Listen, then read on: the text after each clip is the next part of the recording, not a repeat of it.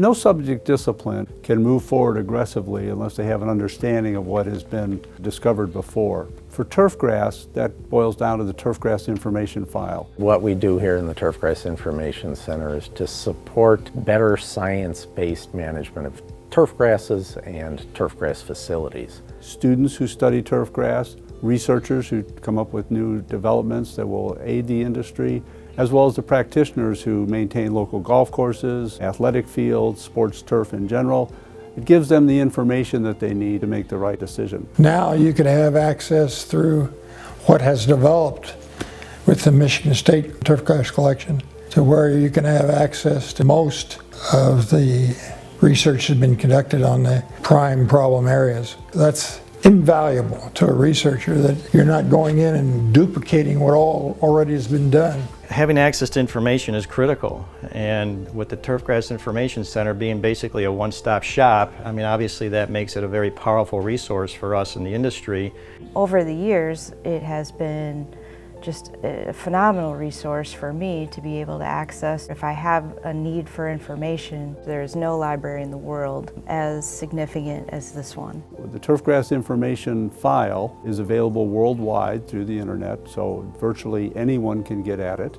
We are hopeful that we can develop a strong enough endowment to support these operations that we can end the subscription basis and make this resource freely available to everyone throughout the world. The tool is only as good as its ability to serve the users. That's fundamental.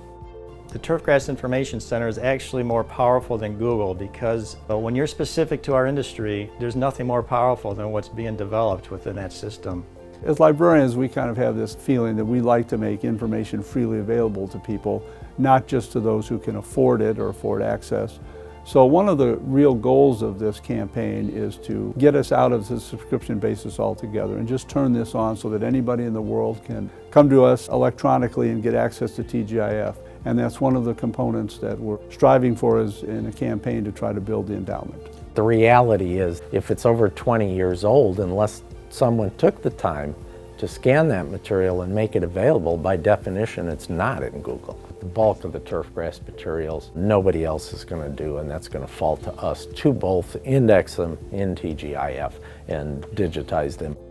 The students are the ones that are actually creating the records. They're the ones reviewing the articles in magazines to make sure that they are the original source of the article. While it's always valuable to have stuff in your hands, there's a physical limitation. The paper deteriorates, it breaks down. So the work that they're doing at Michigan State in the library there is really valuable because they're preserving things. Otherwise, these resources are going to be lost to us. Right now, the MSU Libraries is underwriting about half of the annual costs associated with the Turfgrass Information Center, which of course produces the Turfgrass information file. It might be possible that the Michigan State University Libraries will underwrite this forever, but that's not a certainty. And if we were to fall back to the existing endowment, we would not be able to be as aggressive with our continuing to digitize materials to bring the full text to your desktop. We'd like to make sure the funding is secured going forward.